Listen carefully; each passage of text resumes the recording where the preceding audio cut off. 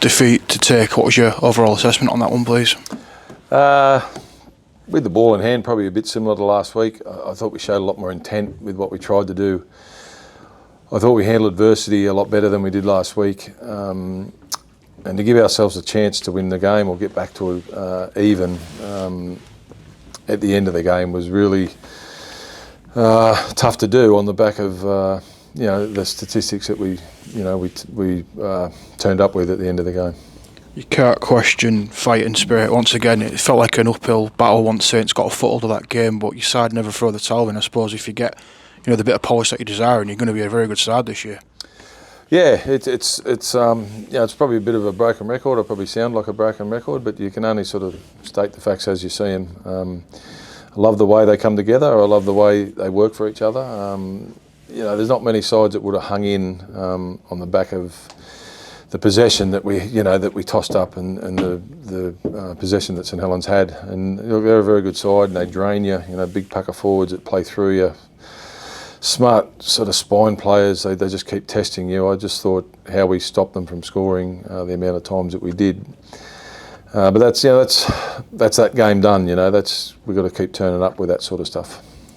It's tough, obviously, to find the answers for erratic moments, lack of composure. But what can you put it down to? Is it the fact? Is it scoreboard pressure or anything like that? I think a few players are lacking a bit of confidence that haven't been around the game for a long, long time. But this is where they get it. It's a tough game, and you've got to get tough with it. So you've got to confront those things, and as soon as that ball's available again, get the ball under your wing and charge into them, and show that you've got no fear about it. I just think there may be a little bit of a hesitation there on the back of errors. A big play for Maiden Caesar to get back in the game again with the line bust and then finding David Litton. It's just a shame, I guess, that you couldn't find the killer blow after that. Yeah, again, it was just your skipper taking the bull by the horns and showing the way. He just got the ball one off the ruck and ran hard, and Davey did well to support him. I'm not building any pressure. That's the only way we're going to get back into the game. I thought just a few kicks at the end of the game, if we could have landed. We gave a penalty on a really crucial one with not long to go. I think if we could have made that tackle and built some pressure on the back of some sets on their try line, you don't break good sides just with one set with the ball. It's got to be continuous. And I thought that last set where we gave the penalty away was our opportunity to really go after them. But the penalty was given, and I think that just took all the pressure off St Helens. Well, so you don't want to sound like a broken record, but that seems to be the key message. Just doing the good things, but doing them for longer periods. Yeah, just like I said to them, catch the ball, play the ball. Catch the ball, play the ball. It's how we first thing we learn in the game is catch the ball and get up and play it. So it's probably that. It's as basic as that, because we're not making errors on the back of sweeping plays or sweeping movements or guys trying to lob balls out the back. It's just. Basic errors. So, we've got to fix it.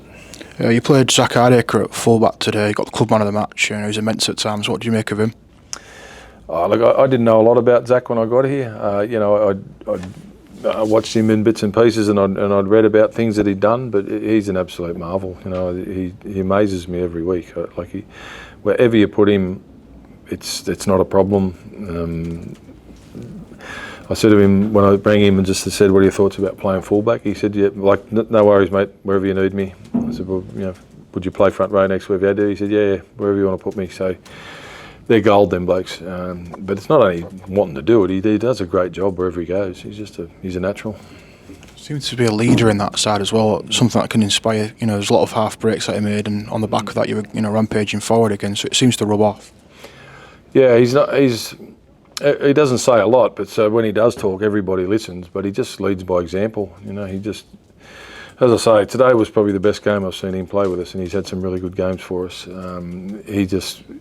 was in their face the whole game. Defensively, he saved tries. He made tackles up in the defensive line. He was probably, I thought, probably the best player on the field, to be honest with you. Jordan Rapinoe, obviously that meant that he played centre. Real shame he had to come off with the HIA, because after last week, we both spoke midweek about it, having a tough time, but he seemed to come back a lot stronger today. Yeah, it was a shame, and that's that confidence I talk about. He wanted the ball in his hands. He wanted to make tackles. That's where we've all got to get to. But yeah, it hurt us at that stage because we had to make a lot of positional changes once he came off. So it wasn't ideal. But the pleasing thing was that I was really happy with his performance today. Jed Cartwright back, you spoke, getting minutes and getting reps, I guess, is the big thing to take away from him. Did he do that? Did he come through unscathed? Yeah, no, it was really, he made a couple of errors, Jed, when he went out there. He's probably trying to solve problems that he didn't have to solve. But I thought once he settled down and settled into the game, I thought he made a big difference. Some big effort areas in defence, some nice strong carries, and he'll be better for the run. Definitely some aggression in Jed's game, which is nice to see in the back row.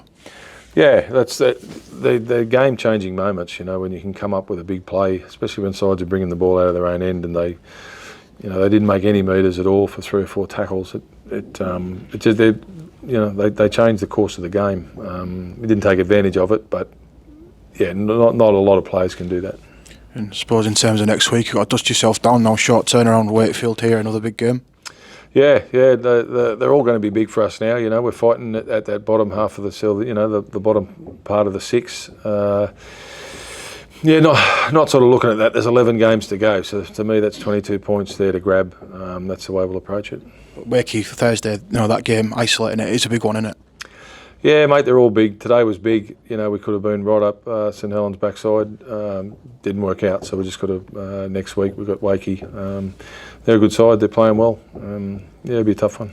And just a message for the fans today that turned out, please. I think 11,500, I think that's right. Yeah, really appreciate their support again. It does... the hardest thing, no one likes losing, but for me at the moment, the hardest thing about losing is, losing here at home.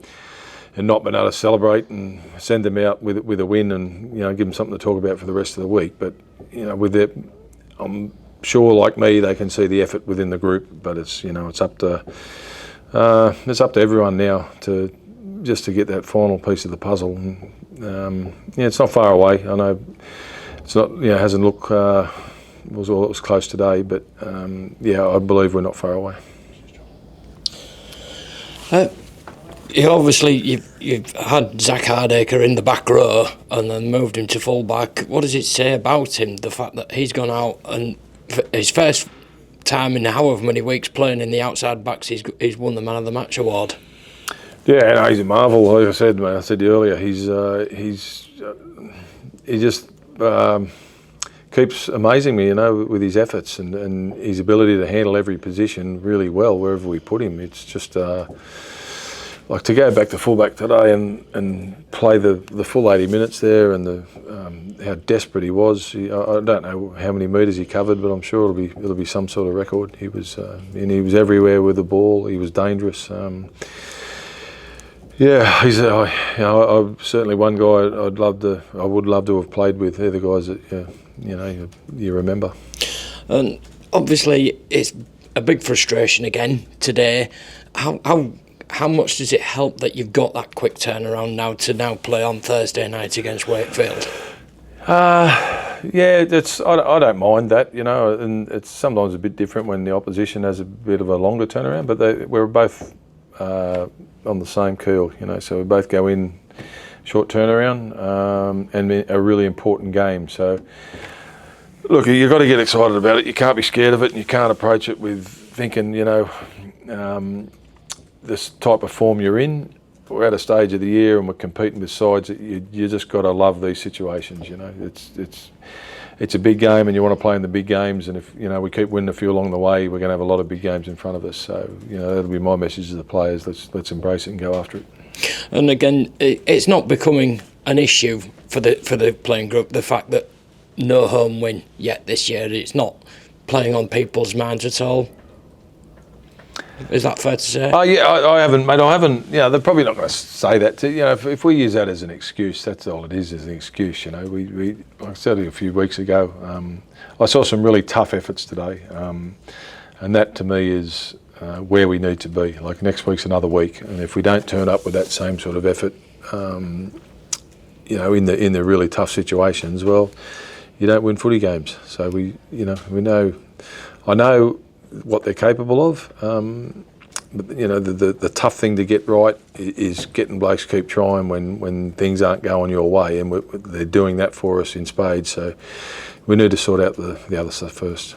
In a situation like that, is it almost like you nearly almost need to fall over the line to get that first home win? Today with the statistics that we coughed up today, that the only way back in was what Aidan Caesar did. We weren't going to trick our way through. You generally find tries are scored on the back of repeat sets or penalties, and another repeat set, and that's where you find most sides get their tries, and we just weren't doing that. So that was a real captain's knock, that he just got the ball one off the ruck, ran hard, come out the other side, and was supported, and we scored, and that got us back into the game. And I thought we did have our chances after that, and again there was some errors on the back of that again. So just no building pressure.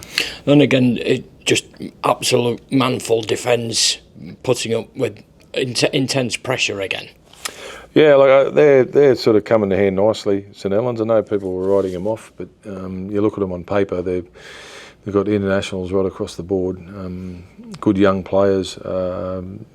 They're going to be hard to beat. They get their stuff sorted and they keep healthy. They're going to be hard to beat. But I thought we competed with them.